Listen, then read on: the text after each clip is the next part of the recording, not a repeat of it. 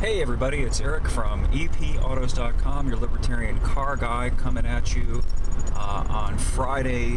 This is my fourth Corona tour of my area of Southwest Virginia, where once again I am heartened to see people not Corona cringing under the bed and going out and living their lives. And more importantly, I don't see any end of life. I don't see any bodies, once again, stacked up anywhere.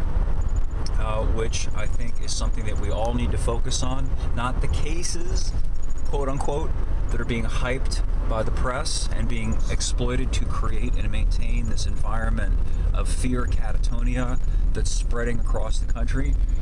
Rather, let's see how many people are actually dying from this. Yeah, coronavirus makes you sick. Yeah, it's highly infectious. Yada, yada, yada. The common cold is highly infectious. The flu is highly infectious. How many people does it actually kill? And who exactly is it killing? These are the questions that deserve answers before we push the red button and nuke our lives and nuke the economy. And another aspect of this, by the way, that I wanted to talk about today that I haven't mentioned before is the way that this is turning us all against one another. Not all of us, certainly not me, and certainly not clear-thinking people, but a lot of people who are social distancing, who won't approach a friend or a coworker, and who actually are almost like Soviet-style reporting people for not maintaining social distance and pariahizing anybody who dares to question a jot or iota of the narrative of this corona stuff. Does it sound familiar to you? Remember a couple of weeks ago when we were all dealing with that emotionally damaged teenage girl, Greta Thunberg, shrieking at us, "How dare you!" and urging the people who deny climate change be shot? She actually said that. And a lot of people in the climate crisis movement believe that. Of course, the problem was they had difficulty persuading most reasonable people about it.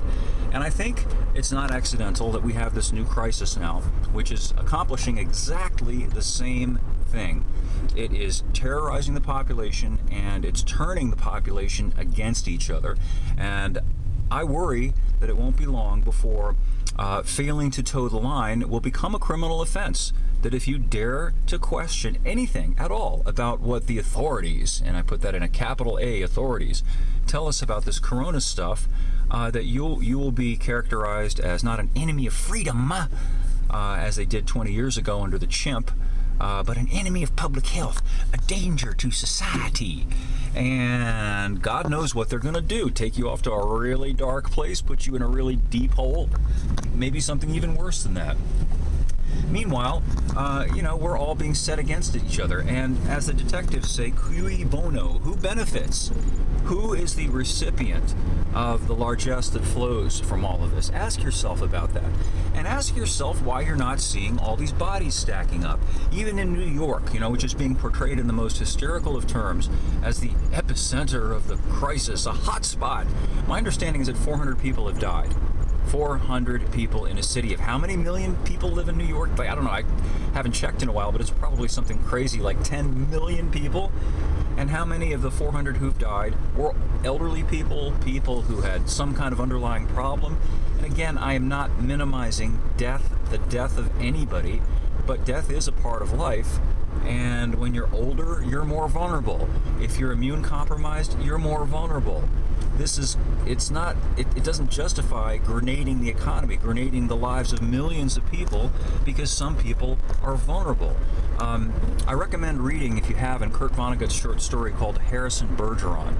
And the premise of it is essentially what we're dealing with right now, that if you're able, if you're competent, if you're healthy, you have to be crippled and gimped and made unhealthy for the sake of the mean, the average, whoever, the least able, the least bright, the least competent, the sick, and so on. And it seems to me that that's what we're doing. I personally, based on everything that I have come across in terms of hard facts and data about this thing, I do not think this is the Black Death. I think the response to it is the Black Death, but that's another matter. Anyway, more up at EPAutos.com. I have a longer form written article about this same topic that I hope those who are listening will go check out. And we'll see soon who's right and who's wrong. And if I'm wrong, I will profusely apologize.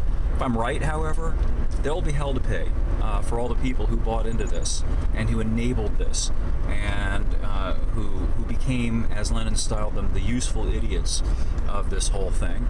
So once again, thanks for listening.